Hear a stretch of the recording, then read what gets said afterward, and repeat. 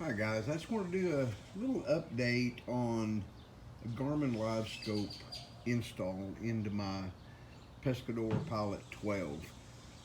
Couldn't find anything online that for this particular kayak where anyone had done the install, so I just kind of was winging it and got it installed and wanted to give you a look at what I ended up with. Um, so the unit itself is a couple of pieces. You have your main unit, and then you have your Livescope transducer, and then you also have your regular side scan and bottom scan transducer. So wanted to give you a look at how I ended up setting mine up, maybe help somebody out, see if they like it, or send me a message on how I can improve mine. I'm going to start on the Livescope transducer here. With this mount here, I think it's Southern Reels Fishing. I'll have to look and make sure, and I'll put it in there where I got the idea for this. So all it is just a ball mount, and then this is glued into a T.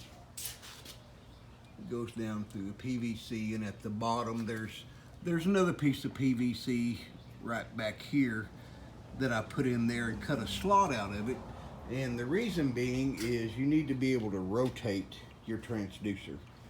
So with it mounted on the bottom like that, it allows you to be able to rotate your Livescope.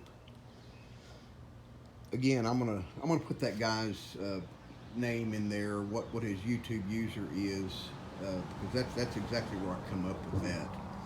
Of course, the other one is what a lot of us have used for a long time, as far as just a over-the-side transducer. You run into issues putting it underneath. Tend to lose your side scan, so I just opted to go ahead and stick with that since I already have that arm from the Hummingbird unit that I was using. So what I ended up with, I couldn't find a place throughout the kayak to mount the box and the cables. So what I ended up with is, right now I'm gonna try using 2 of the Nokia 10 amp hour batteries. We'll see how long that lasts. I won't know until I get a lot of time on the water to see if that'll make it through the day. If it doesn't, I'll add a 3rd one. So what I did is I mounted it. Let me move this. I ended up mounting everything under my seat. I just used the supplied screws, the 4 screws, to mount the black box. I guess you'd consider that the brain. And then wrapped up the rest of the cords the best I can. I'm sure y'all can do a whole lot better job of wrapping it up than I did. But it stays out of the way. It's up under the seat. The only thing that extends to the back is the power, and I just run it through that slot that's built into the kayak. I did run into an issue when I sat down. I was actually touching the top of the box. So what I did, and I'm going to see if this ends up working well or not. Only time will tell. I just put a 2x4 under the back for now and strapped it down, and what that did is that just gave me another inch, a little over an inch and a half clearance. And now when I sit down, I don't actually touch the box. So real simple to be able to disconnect my 2 batteries at the end of the day, put them on the charger.